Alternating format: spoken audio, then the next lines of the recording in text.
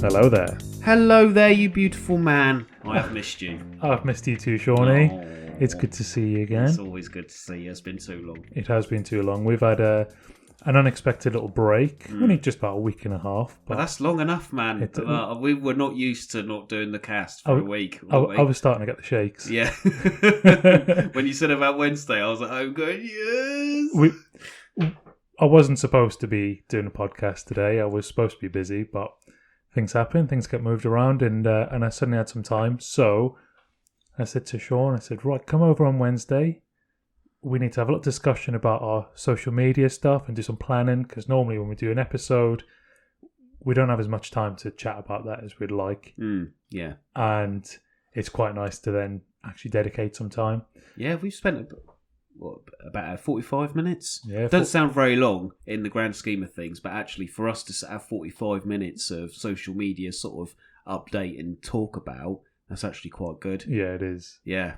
Yeah, and to those people who are listening who follow us on Instagram and on Facebook as well, you may well have seen a massive improvement on the social media stuff. I would say a massive improvement. Don't sell yourself short.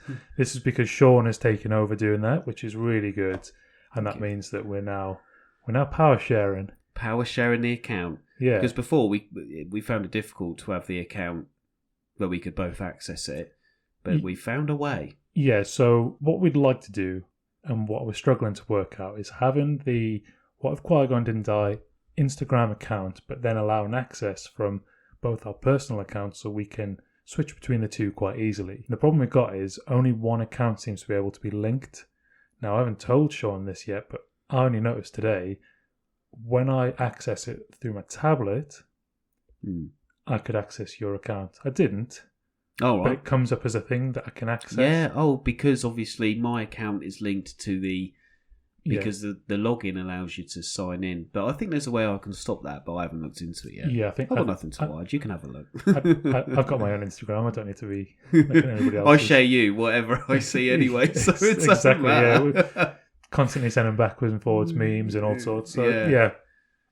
So if you see an improvement now, the video quality and stuff like that is improved, and that is down to the hard work and dedication of Mr. Wiggins over the table here. Thank you very much. I do need to figure out how to because I uploaded the highlights thing, and I think it's already reverted back just to the 4.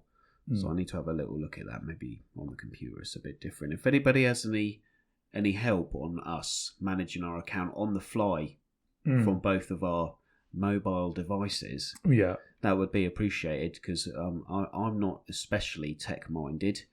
My friends will tell you,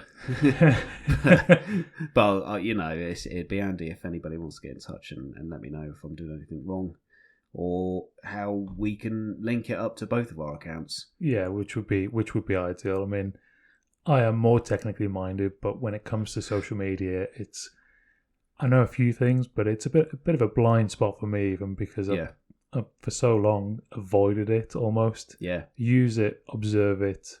Yeah. Don't post on it. Yeah. I've uploaded photos and stuff. Oh, yeah. But even the stories and the reels for the podcast has been something I've not done. So trying to make it so it's engaging for people and thinking, what would I want to see to make me actually stop and watch the entire thing? Yeah. To know when it's coming out or whatever. Yes, it's nerve wracking.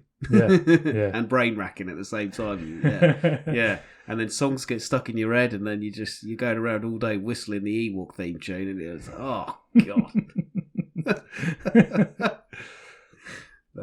There we go. But yeah, we're learning as we go, and that's half the fun of the podcast. I mean, I think if podcasts were a thing 20 years ago, we'd record this, send it out into the ether, and just hope that people listened. Yeah.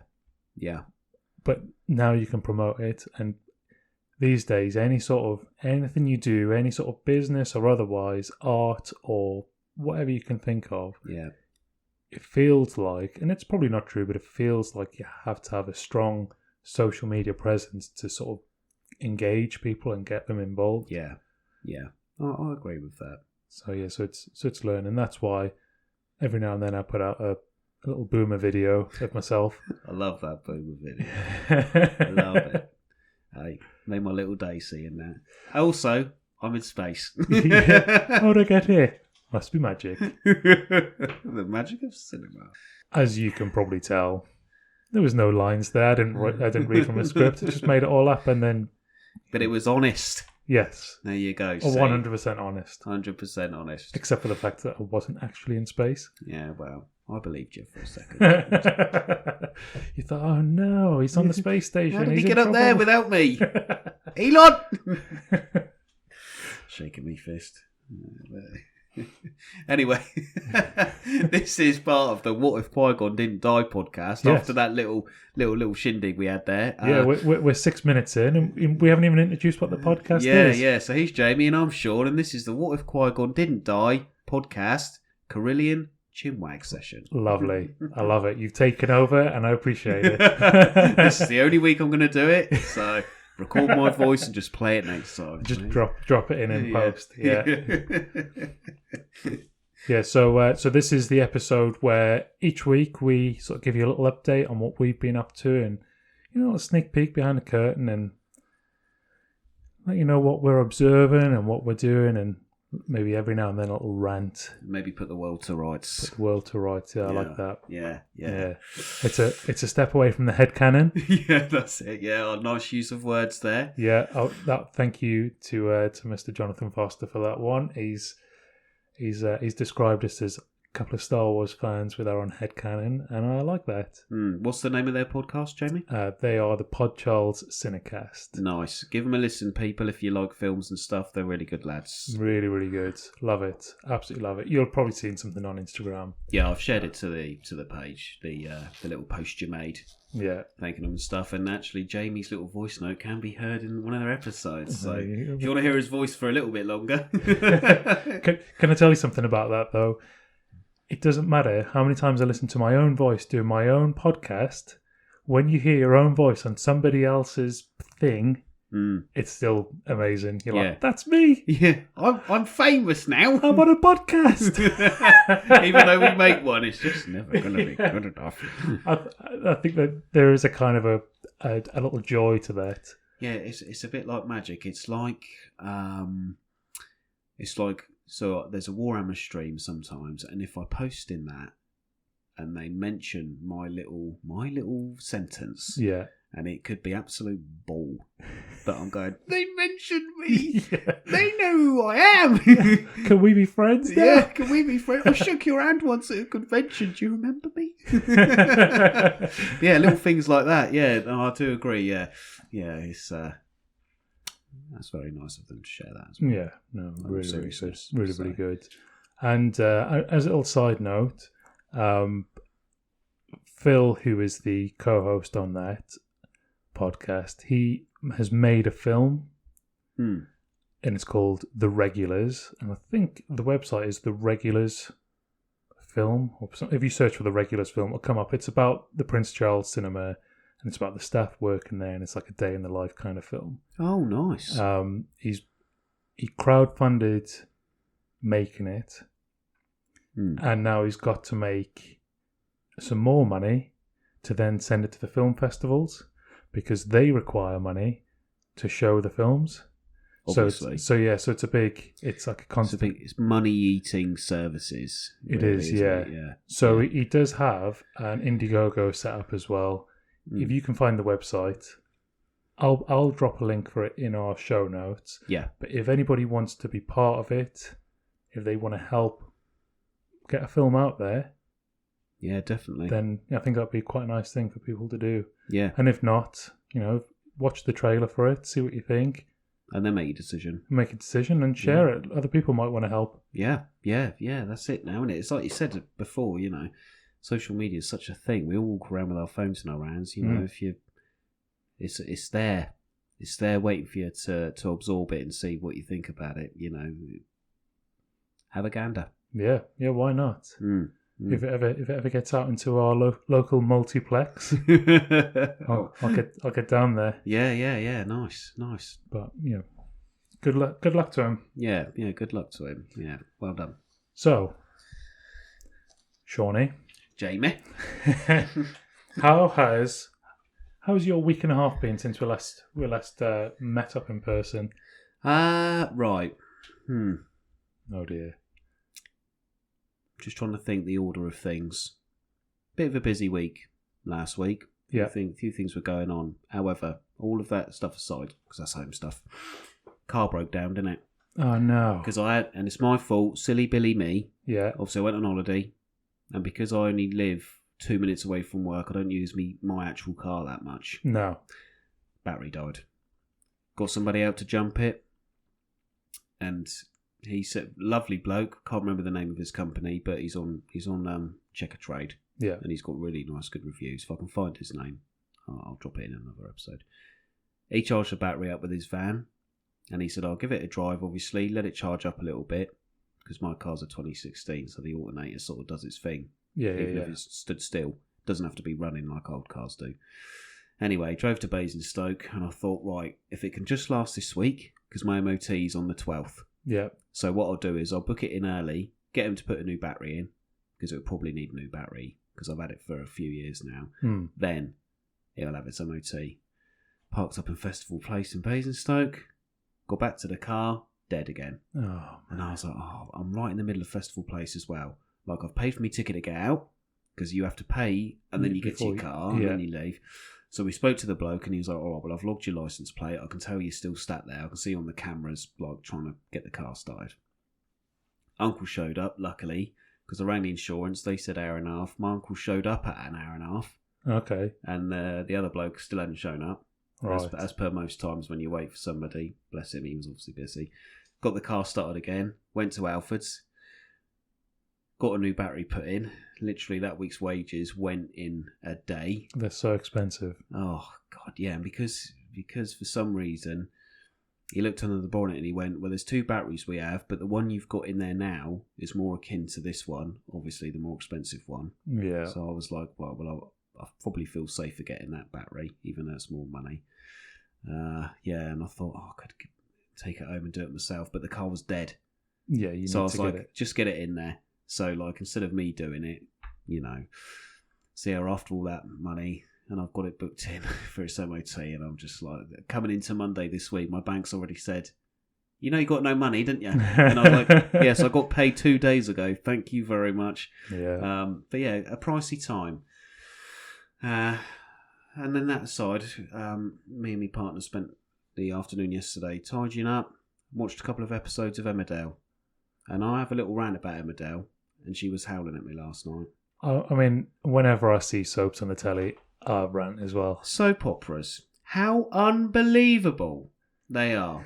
And I'm not going to go on too much here because I don't have 40 minutes. Last night, apparently, I told her I was going to go sleep, and I said, right, I'm going to crash any minute because I'm so tired. 45 minutes later, I finally shut up.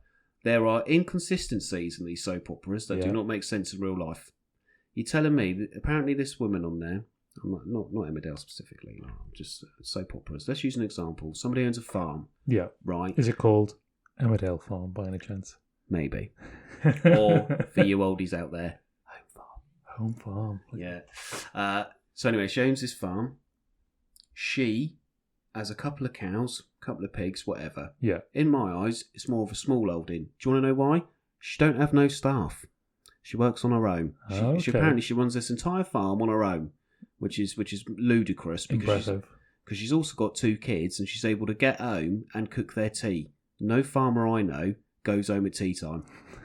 Right? Has anybody seen Clarkson's farm? Anyway, moving aside, she also then, she delivers to the little poxy shop in town in her own little van with her own little box with her own little label on. Yeah. Of packaged meat or farm goods. Right? Answer me this. How does she pay for her house, pay for her kids to eat, pay the abattoir, because you can't butcher your animals on your own farm, you have to take them to an abattoir, and then get the butcher to chop them up nice once they've been slaughtered. Sorry, vegetarians and stuff, whatever. Then she's paid for these specially designed cardboard bloody boxes with a logo on, and then she's driven a logoed van into town to deliver to the poxy little high street shop, not even the main shop that's in another village, right? Because Emmerdale's one little village with one little shop in it. All No, right. you know about the prices in those village shops, Yeah, though, don't you? I do not care if you have to pay 25 quid for a slab of steak, right? How is she not bankrupt? Because wouldn't you just kick it down the road in a wheelbarrow and be like, I've got no money, have some meat to sell, please. Also, the shop's got to take their cut, and then they've got to pay taxes. She's got to pay farmland tax and all the rest of it. That woman should not have an house to live in because she's wasted money left, right, and centre. You're aware. Need to breathe. I know you're aware of this concept. It's called soap opera plot armor. Yes, it does me head in. Yeah, because that's They want to make it seem believable, yet in my little head, that is so unbelievable. Yeah. I'm like, this is a fiction show now. Because also, how is the shop? There's only 40 people who live in that village, give or take a couple of extras. Yeah. How is it? You telling me everybody who lives and works on this street, most of them work in the same coffee shop or the pub, which should be also bankrupt, by the way. Yeah. Unless their pints are 30 quid a pint. How are they all affording the meat from this farm to keep her in bit? And I know she must send it off to other places, but if she's working on her own, how does she get enough cattle in to then rear and slaughter and pay the abattoir and her taxes and her insurance and her getting down vets to market and getting them down? And she don't have time to go to market because she's always in the village helping everybody's bloody home issues out. She's agony aunt. So I think soap operas are quite good at. Even the poorest people in a soap opera Can afford a pint. can afford to live. Yeah. They'll claim they're struggling. They'll put some dirt on their face Yeah. and go, "Oh yeah, these poor people." Yeah. But they still got a house, Yeah. They still got house. and they're still, but they're okay. Yeah. Because they all apparently as well can go to the pub at 3:00 and have a drink. Yeah. And yet all of them must either A, work from home, or B, only do part-time hours, but for £1 million a month to live in the clothes and the lifestyle they live. How can they live and spend all afternoon in the pub? Because one bloke was in the pub having a drink and he has a full-time job. But then he said, I've got to get home and do tea for the kids. And I'm thinking, What time are you finished? What time did you finish to feed your kid? What, are you feeding your kids at 9 p.m? Or have you actually finished work at midday because your job is peanuts? Even though you wear a lovely suit, but you live in the middle of a farm village. Yeah. You know, and all the houses are the same. And one bloke, right? I'm nearly done. No, keep going. I love it. He's got a house, right? Yeah. And this leads into another point I'll do in a minute. But it must cost an extortionate amount of money to eat his house because the front door, when they open it, is just a plank of wood. And I know it's an old cottage, Yeah. but even old cottages now have big oak wooden doors with, curtains behind them or brushes on the floor so that the draft can't get in. Yeah. And I know it's a set, but it's the most unbelievable thing when he opens his door. And you're thinking, there's no lock. It's literally just like a shed door. You've got a baby in that house. Somebody could literally walk in and steal your hypothermic baby out from under your arms and you wouldn't know about it. And then this leads into the other thing, the vet. So this bloke's missus works in the vets. Yeah. Is that still Paddy? Yeah. It's the still there, legend. He's one of the, him and Kane. I like Kane because he's one of the most believable characters on there. He works in the little garage and it's a wooden shack. But at least he goes to work. Yeah. And at least he earns his money. And the day in the show, it's morning, day and night when Kane's around. You only tell the time of day when Kane's around. Oh, okay. because when it's dark, he's up to something.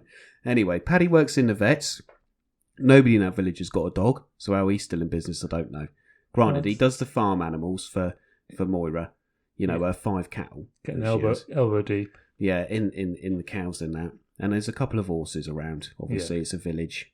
But again, there's only 40 people in that village. And his radius for being a vet must be absolute mileage. Because how's he making money? Unless he's doing home visits. Anyway, that aside, this woman, she hadn't been to work for 4 days. All right. And I'm thinking, he can't be that busy because he keeps saying, I'm just covering for so-and-so, whatever her name is, Rona. That's it. Yeah. He's covering for her. And I'm like, you've covered for her for 4 days. You either have no work or you're paying her to do nothing because you don't need her to do her job for 4 days straight. You're telling me she ain't been at work. granted, if stuff's going on at home, you know, you accommodate your workers and you let them have time off. You know, Yeah, of course. I'm all for that. Employers helping family issues and stuff. Within the realms of reality. Within the realms of reality. But this ain't reality. All right? Because then she did a runner and he's still not given her the sack. Okay. You know, he's a vet who looks after farm animals. He needs that other person to be like, right, I need you to hold that cow while I pull its calf out or whatever. Yeah. He can't do it all on his own.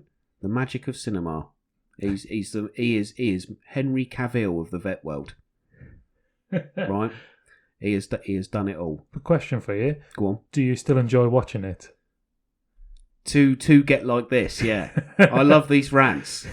Because don't even get me started on Enders. I tell you, the most fiction based soap opera ever. But I'll give it its due because it's been on in the background while I'm painting me Warhammer and stuff. Yeah, manly Warhammer. Don't watch soap operas. I'll paint models. But I find myself turning around and being like, that's absolute balderdash. That like how is that even allowed on TV? You know, like I said about the pub. Right, there's 40 people who live in that village, and for the pub also does food. How can they afford to bring in food items for then they pay Marlon, the chef, to cook the pub grub?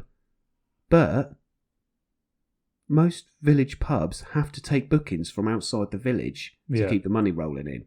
But you never see anybody in there eating. Like, there's never a full restaurant of eating people.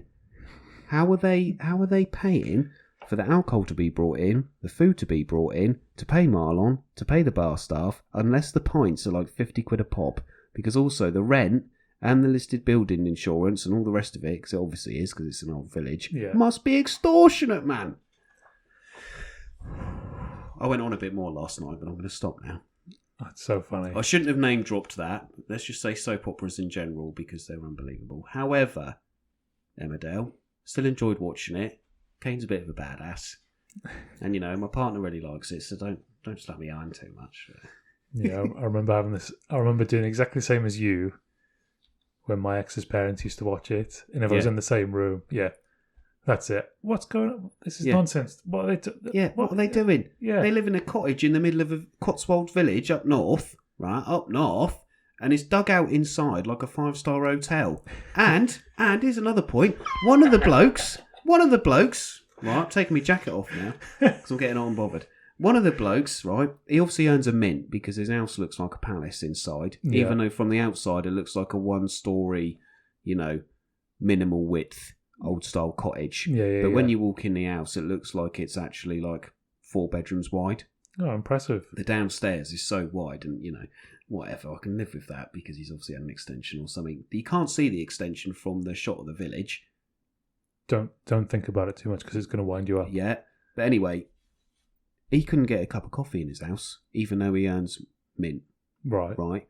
So instead of just going to the little poxy shop outside his door to buy some coffee beans, or I don't know, I think he had coffee beans. I just think it wasn't like full up because somebody else had drank it all. Instead of just making himself another one with the coffee beans he had brought at the most expensive little shop in the village, he then went to the coffee shop to buy one of the most expensive coffees he'll ever drink, because that little coffee shop also needs to stay afloat with the 12 people that go in there, and they only buy one coffee and then they sit and do their work all day because they're all mates. Yeah. So that shop should also be derelict. Why didn't he just make himself a cup of coffee at home? That's crazy village life. Soap opera logic. Mate, honestly. Again, that's why I like Kane, because if he has a fight in the afternoon, he's black and blue by the evening. Yeah. And the sun's gone down. And he's having a pint. Yeah. And he actually pays for his pints. You know, oh, God, blimey. Anyway, I painted some models for Brad to change the subject. Yeah, he had a good little tournament at the weekend. I haven't put any photos up. There's no Warhammer photos on my Instagram. I should probably put some up, really. And then, just sort of went back to work and Trying to chill out a little bit. What about you, mate? Trying to chill out after soap opera dramas. I don't always watch soap operas, by the way. I do quite like, dear listeners. There's no judgment. Don't worry. No judgment, but I have also seen, just quickly before I pass over to you, the new series of Bad Batch has started on Disney Plus. Oh yeah, I saw some pictures. Brilliant. Yeah. And if you've seen the Clone Wars and any more Bad Batch or Rebels or anything like that, you're going to enjoy it. I think the 4th episode is out as of, GMT time, like 2 hours ago. Yeah. Because it weren't out this morning when I checked. But also, that's 2 weeks ago for the listener. Yeah, 2 weeks ago. Oh, yeah. So 2 weeks ago, Bad Batch came out. Lovely. Good. And actually really, pulled the heartstring because the third series, the second series ended. And it was a bit like, oh my goodness me, that's pulling a bit. Yeah. And then obviously they do the little recaps before, but they make it a bit more emotional to just hit you right in the gut. And I was sat there just like, oh. Someone cutting onions in here. Yeah, that's it, yeah. Put them onions away. But yeah, really enjoyable. And for Star Wars people, that is what's going to keep us by until the next live action thing comes out. Nice. Yeah. Yes, good. And over to you, sir. Okay, I don't have a rant. Yeah, my week and a half has been, it's been all right. It's been a bit up and down, a little bit roller coaster. Some stuff I won't get into. I've had Sherry here, which has been really nice. We've had some nice time together, but I've been at work when she's been free of time, and then she's been working when I've been free of time. So we've kind of missed each other a bit, but it's still nice to have her here. Yeah. It's having the person around. You don't have to sounds a bit brash, but you don't have to be up each other's arseholes all the time, do you? No, exactly. But it's nice to have company in the house. Knowing somebody else is about is actually, considering I spend the vast majority of my time by myself. Yeah. It's nice when she's here. Yeah. And we get to spend that time together. I really look forward to it, and I'm really happy when she's here. And then when she leaves, it's like, what do I do now? Yeah.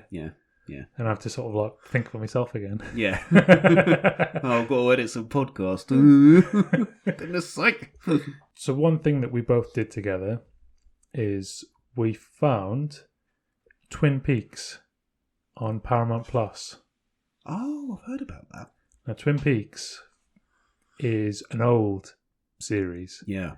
Came out in 1990, I think. Or early 90s anyway. 1990. Great year. Don't know why.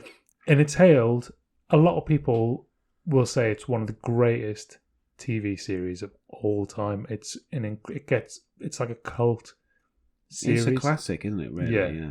And there's various spin-offs and other series and films have come out since, and people might know the zigzag carpet design. You might have seen that in places, or the Red Room. Now, I've watched 4 episodes now. Sherry and I watched the first episode, which is feature length, so it's about an hour and a half long. Yeah. And it took us 2 days to watch it because we started watching it too late and then had to go to bed and caught up the next day. Life. It's a little bit out there. And that first episode is not that out there. Oh, okay. So you watch it, and the acting's a little bit maybe wooden, I suppose. It's very kind of it's quite weird in a way, but it's kind of off. Yeah. There's a kind of a weird vibe about the whole thing. And then in the second episode, so you've got Kyle MacLachlan. He plays FBI Special Agent Cooper. He's got some very peculiar ways about him. He is a little obsessed with how good cups of coffee are in different places. Right. He loves the huckleberry pie that he gets from the cafe, and any time he tells or talks to anybody about coming down to Twin Peaks, it's like, you've got to go to the cafe. The pie is to die for. It's ridiculous. Yeah. Loves it. Anyway, episode 3, the end of episode 3. You've watched episode 1, you think it's a bit weird. You watch episode 2, it gets slightly weirder. Some things happen. Some things are a bit like, that's funny. But this is supposed to be serious, but that's a bit weird. Yeah. End of episode 3, it takes a left turn Right. like you wouldn't believe. And I was just sitting there, I was watching it, I was like, what is going on here? Yeah. Yeah. And I'm not going to spoil it. I know it's old. Yeah. Yeah. But some people probably wouldn't have seen it, especially like our age. I'd never seen it. It sort of passed me by. I'd heard of it. I've known about it for a few years. Yeah. It's been on my list of things to watch for a long time, but I've just never got round to it. But if you've got access to Paramount Plus, or you can get like a month trial or whatever, I would say get it. Yeah. Yeah. Obviously watch Beavis and Butthead on there because it's amazing, but also watch Twin Peaks. And Halo. And If you like that kind of Halo, if you like that sort of thing. And you'll just watch it and be like, why do people like this so much? I love it. Yeah. And I can't tell you that it's because the acting's amazing or that this is amazing or there's just a feeling from the whole thing. It's just like this You get the good vibe almost. Yeah, it's so absurd Yeah. that it just doesn't make any sense. Now, I said to you before we started recording that I've had some weird little coincidences this week. Yeah. So, Twin Peaks, started watching it. Yeah. Really enjoying it. Then I was just on a little Discord server. I just popped into one that I don't normally frequent, and somebody's posted something about Twin Peaks.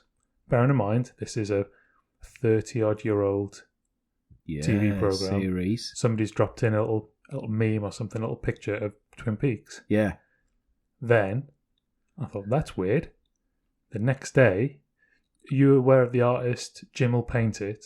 So you know I think you have shown me before. the calendar I've got in my kitchen is Jim will paint it. Yeah, yeah. He, for those who don't know, he takes he does pictures, but all his pictures he does are in MS Paint, old school MS Paint, and he does it with a mouse. So all his, yeah. Anyway, he shared a picture on Instagram, a little story of what looks like a South Park episode, but instead of the South Park sign, it says Twin Peaks. Yeah. And there's a couple of guys stood over a dead body of Laura Palmer, who is... Yeah. That's not a spoiler, that is the whole premise of the That's just the program. point of it, yeah. And I'm like, what is going on? Out of nowhere... This show has made a revival almost. And I've just started watching it, and it's not because it popped up, it's like a... Oh, no algorithm thing, It's just been on my list to watch for ages, and I Yeah. thought, I want to watch it. And I was just on Paramount Plus, and I remembered, and I saw it there, and I thought, yes, I'll try that now. I'm gonna do it now. Mm. And then it's popped up in other places. I'm like, this is... It's like following you about. Yeah. So, this then links to other stuff as well. So I'm just going to say the director of Twin Peaks is David Lynch. Mm. David Lynch does some interesting things. Yeah. He directed the original 1984 Dune movie. Did he? Yeah. Now Dune 2 is now in cinemas, or will be. Yeah, It will be by the time you listen to this. And the reviews I've seen so far, the comments I've seen say it's incredible. And the trailer, I was at the cinema yesterday and the day before, and I saw the trailer both occasions. It does look incredible. Mm. The new Dune film is directed by Denis Villeneuve. I never watched these new Dune films. I didn't watch either one.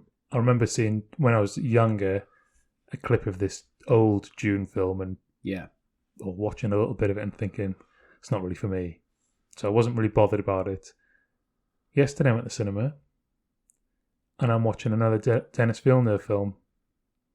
I'm watching Blade Runner 2049.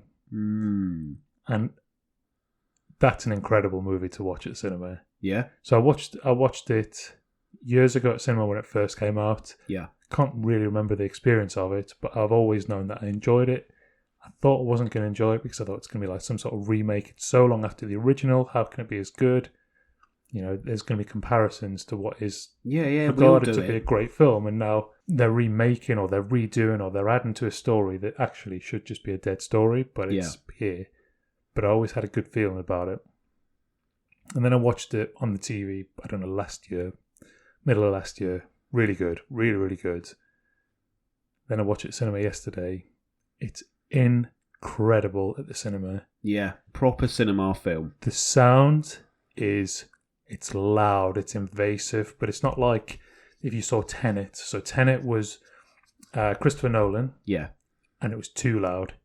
Yeah. It was like aggressively loud. Yeah. Whereas this is loud, but and when I say invasive, like it gets into you, but Yeah. you don't feel like you're going deaf from it. You just feel like you can feel the sound. Yeah. The photography on it is stunning. It's wide angle shots. It's a cyberpunk film. You've got all these like big buildings. You've got dusty sandstorm sort of scenes. Yeah. You just got like stark contrast in the color grading, which is really nerdy, but the color grading just works. Everything about that film is so good, and the story is also really good. Like that backs it up. Yeah. So I had a really good time watching that, and I think it's about 2.5, 3 hours long. That's a long, meaty film to sit through and still walk out and say it's amazing. Yeah. Without your brain being fried. Yeah. You know? I wasn't waiting for the end of it. I was just so happy watching it. Yeah. Yeah. Great film. And I don't know if that's showing a lot or if it's just having a few select showings in places. Yeah. But if you ever get the chance to watch it in cinema, definitely do it. And apologies, dear listener, but you know, might be gone by the time this goes out. But there you go. That's just how life is. Yeah. Keep your eyes open at cinema, folks. Yeah. So there you go. So there's a weird link / coincidence. There you go. Between these things. So then I follow on Instagram. I follow another thing that does all cinema type memes and does cinema stuff. And they recently, yesterday, before I watched 2049, they put out a little thing about best sci-fi movies of all time. Oh, okay, here we go. And Blade Runner was in there as well. And I was I bet it was in there. And that's so weird that, like, not just Blade Runner, the newer one. I'm like, I'm going to watch this later. Yeah. And this is just dropped in here randomly. Like, this is so bizarre. The Matrix is looking out for you, honestly. Yeah, it's mental, it's so weird. You get all these little coincidences. And this happened last week as well. So last week I went to cinema and I watched Interstellar. Oh, great film. And I've not seen that since it was the last. Seen it? The last time I saw it, you have watched it, but... yeah, at the cinema the first time. Yeah. So that is the last time I watched it, and it's so good. Yeah, amazing film. I was blown away by that. Yeah, and it's not for everybody. I'm sure there's plenty of people who don't like that sort of thing, but I was watching that, and again, it's a Christopher Nolan film. Yeah. So that's a second reference to Christopher Nolan here. Yeah. And again, the sound's incredible, visually spectacular. You know, everything about it was so good. Again, on Instagram, that page, the day after I watched that film, then put up a little post saying, which is the better music? Is it the cornfield chase from Interstellar? Or is it the music from Oppenheimer?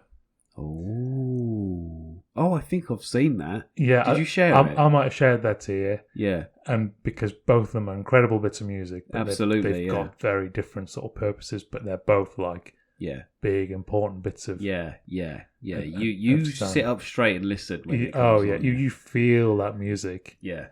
So, yeah, I was a bit like, oh, I watched that film yesterday, and now there's a post about it today. Yeah. Like, this is weird. The Matrix knows exactly what you're doing. Yeah, very, very strange. Although I do love that film. It's a very good choice. Yeah. I think it's...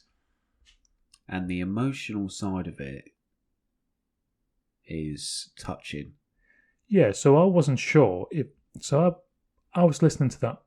I listened to the music of Interstellar the day before I went to watch it because I had it in my head because a lot of Instagram Reels seem to use the Interstellar music now. Yes, yeah. And I thought, and I just got stuck in my head, so I just put it on and I was listening to it and I thought, this is sad music, isn't it? Like, this is designed to sort of really get into you, make you feel poignant, I suppose. Yeah. And then I looked it up, like, is Interstellar going to make me cry? Because I can't remember. I didn't cry last time. Yeah. But, you know, that was some time ago now, and I'm a big softie these days. I cry at anything. Yeah. I cried in the cinema last month. Yeah. So, anything's possible. Yeah. But yeah, you get in there and you're watching and you're like, it is emotional. I didn't cry, but it's like you do feel that sort of that sense, especially when, spoiler alert, when he's talking to himself in the bookcase, or he's sending himself a message and he's ignoring himself, which I don't know if that makes any sense to people who haven't watched it, but you kind of like, listen to him. You want to shout, don't you? But and that's what he wants to do, but he can't shout, so he's like, ah, But he's watching himself ignore himself. And when you first watch it, you're like, it's really weird. Why would that be happening? Why is this message coming through? Yeah. And he's brushing it off.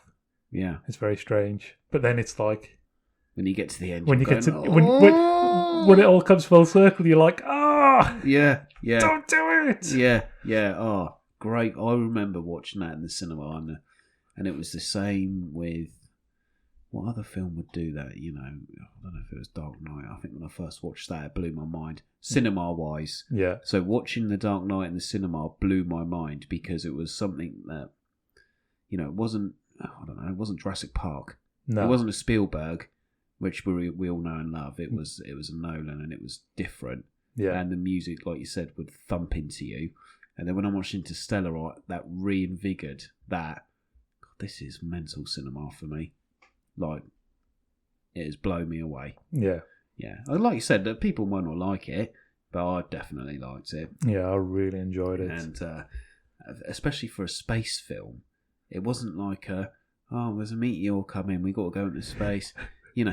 Fire a nuke at it and see if we can turn it away. Yeah, exactly. Yeah, but it was more human based space film. Yeah, it was, wasn't it? Yeah, it looked at the human emotion in space, that's essentially, and it was just, and the ideas of they must have had experts on site to sort of help write the story. Yeah, but how you feel it going. I can't even conceive how far away that is, or how big that is, or how. Or what that means. And yet somebody has filmed it as an emotion. Yeah. Just really smart work. Yeah. So good to watch. And this is why I like going to cinema, because you can watch that same film on telly. Yeah. Oh, it's not the same. And you can have an opinion on it, and you can watch it and go, that's a really good movie. Yeah. But when you're at the cinema, it brings an extra dimension. And I think that dimension is feeling. Yeah. Like it engulfs you, doesn't it? Yeah, because in this day and age, we all dual screen at times. We're all guilty of it. Like, we put something on telly and then we pick up a phone at the same time. Yeah. And it's really difficult sometimes to put that phone down when you're at home and go, I'm off the phone for the next 90 minutes, a couple of hours. Put my phone on silent and just, watch Bad Batch, for example, without actually letting anybody message me.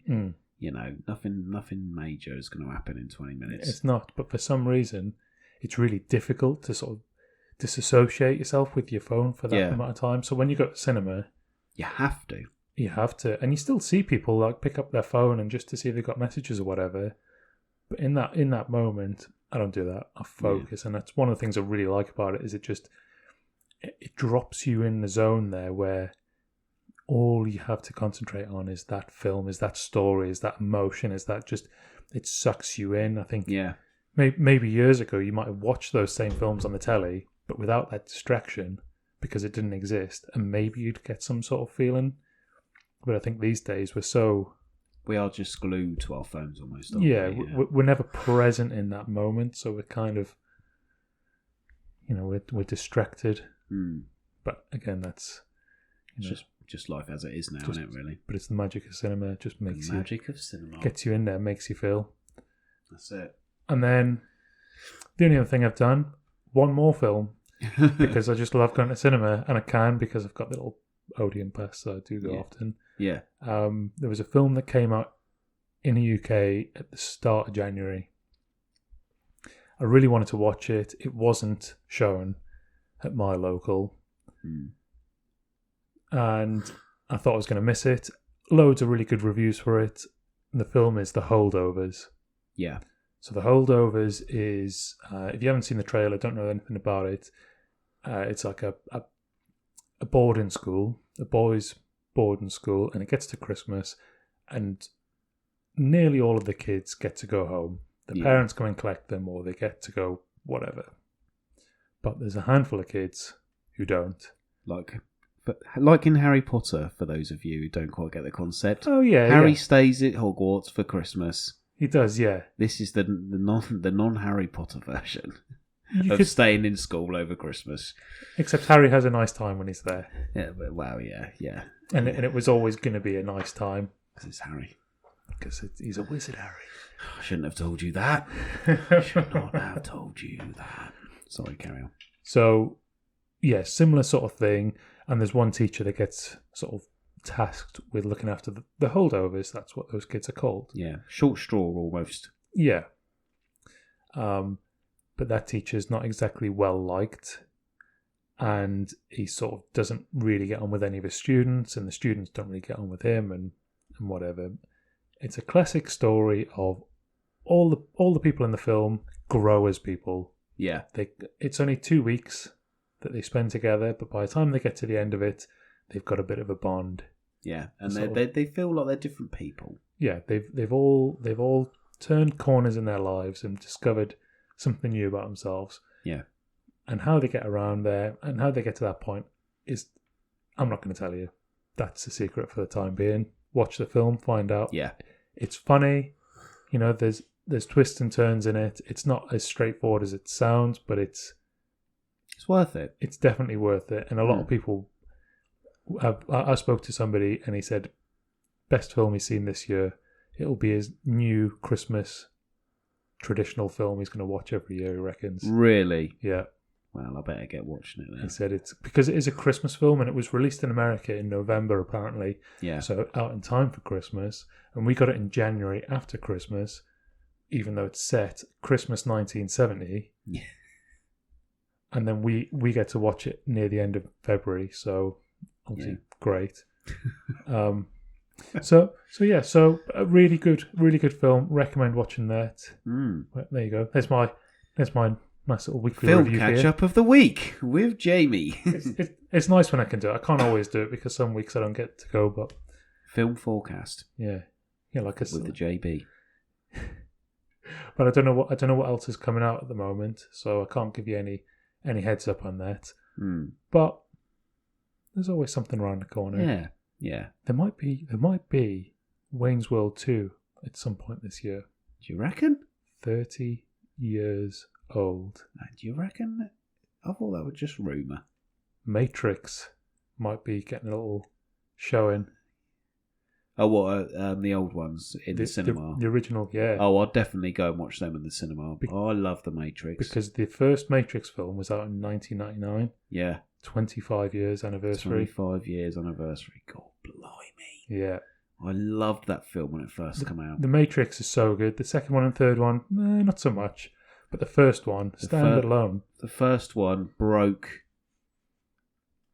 I think it broke away, sci-fi-esque from Alien, Predator, all the classics. Matrix went, let's put a dance track over this and make it stick slick. A donk on it. Stick a donk on it and make it work. Yeah. I love The Matrix. I had it on video. Yeah, same. It's so good. And like you say, it just changed the perception. It made it become a philosophical thinker of sci-fi. Yeah. There are tons of people now who believe we're now in a simulation, and this theory has come from the Matrix people film. watching the Matrix. Yeah. You know that theory's probably been around slightly longer than that film, but that because of the film, it's mainstream to that idea. Yeah, and it's one of those ideas. Just quickly, because we're sort of 50 minutes in. That's right. They can have a long one. You can have a long one. Yeah, why not?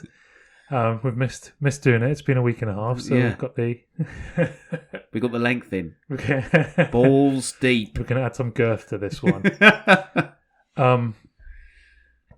Yeah, it's one of those theories that is incredibly difficult to disprove. Yeah, because especially when random stuff happens and it shouldn't happen. Yeah, because when it talks about stuff like seeing the black cat twice. Yeah. Oh, that's deja vu. Yeah. Oh, that's a glitch in the Matrix. Well, hang on. I watched Twin Peaks. Then suddenly there was two things about Twin Peaks independently of each other and not sponsored like, oh, I said it and it turned up on me. Instagram feed algorithm. Adverts, yeah. It was somebody I follow put that in at that time. And then Blade Runner and Denis Villeneuve, David Lynch, Interstellar, all these things have all kind of woven together in my last fortnight, and it's been really kind of inexplicable. I can't tell you why. Yeah. But the Matrix kind of would say, oh, well, it's because you're in a simulation. Yeah. This was preordained. This was planned programming for you. These 2 weeks have just been, you're going to do all this stuff. Yeah. And we need to re-inject this name or this thing happening. Yeah, exactly. Because I'll tell you what, when you trip over thin air, right, and you're lifting your feet up properly, I ain't shuffling, right, and in my job I don't shuffle because I hop, skip and jump. You are rapido. When I trip over thin air, or there's a millimetre of cement which is out of place, why then do I stack it? Because I'm quite clearly lifting my foot up properly because I don't walk no different. Yeah, that to me is just somebody in the Matrix going all over. Or what was the other thing I think about? And there's 2 things for this. So when you say, somebody's just trodden over my grave, and you have your little shiver spine. Yeah. Now, there's 2 things in my ears, and somebody will probably correct me. One of them is when your little brain has too much energy or neurons. You've got to imagine your brain is a little square door. All right. Okay. And your body sends all these little neurons and energy up your body and all your little nervous system and that. And sometimes you get a lot of triangles trying to get in the square door. Right. So what happens is your body has a tremor or a shake just to dispel it. Oh, okay. Right? And that's why it goes down your spine, because your nervous system's just dissipating all that energy. Right. It's kind of like epilepsy stuff. When there's too much energy trying to bang on the door in your head. And when the door finally opens, that's when you have a seizure and stuff. This old school thinking that. It's not what they think now. That's what they used to say. But somebody walks over your grave. Why do we say that? Because we're not dead yet. So where's our grave? Somebody to be bloody standing on it in the first place. Right, I know online, if I had a look later, there'd be a proper response to this. And I'll have a look later anyway. But then the other thing is, aren't you just glitching out? Yeah. Like as a bit of your coding in the Matrix done something weird, and you've got to go, oh, jeez, that was weird. And it's the same with deja vu. Why do you remember things happening exactly as they've just happened for you to go, we've had this conversation and you said them exact words and then them exact tone. But you're like, I can't remember when. Yeah, it's never happened before. It's happening right now. Yet somehow I can't. Somehow my body's gone, you've already heard this. Yeah. Why? Because we're just rerunning or something. Anyway, let's not dive into the Matrix theory. All right. But then talking about memories, in Blade Runner 2049, straight back to that, there's a whole thing about implanting memories. Because as replicants, they're not born. No, they're just clones, aren't they? They're just made, fully formed, fully adult, ready to go. Then they implant some memories to give them a sort of a sense of feeling and to build up on their to help them deal with emotion and all that sort of stuff. But just very strange. Oh, it's all linked. It's just all linked to the Matrix. We just plug in. That's why they invented smartphones, because they needed to manage us more. The algorithms in your phone are actually the algorithms of your life. Welcome to Conspiracy Pod. Conspiracy Pod with Shaun. And this is why my algorithm is a lot of scantily clad people on Instagram. The Matrix knows. Just knows what you like, Yeah. Doesn't give them to me in real life, but just on my phone. Sorry, Katie. Right. Well, are we going to call it there? Because we've been chatting for a long time. Yeah, so. we've had nearly an hour's worth of chatting here, so it's. There we go. You'll have had enough. We don't want to burn you out because we'll want to talk some more. Yeah. We've got another week next week, and we'll have something else to say, I'm sure. Yeah, that's it. I'll look into the Matrix theory, everybody, and if you want to hear about it, I'll give some information over. Yeah, let's do it. Yeah. Well, I think Matrix will be a film that we will talk about in the future. Yeah, we did say in our first sort of week, didn't we? We will have to do an episode just on the Matrix because we both love it so much. I mean, there is a good chance it's going to be 2 hours long, 3 hours long, because you can just really dig into that info. But that's all right, because we'll just cut it up into many episodes. Matrix Part 1. Yeah, lovely. Right, well, lovely talking to you as always. And to you, my friend. Look after yourself. Be good. And stay out of the sand.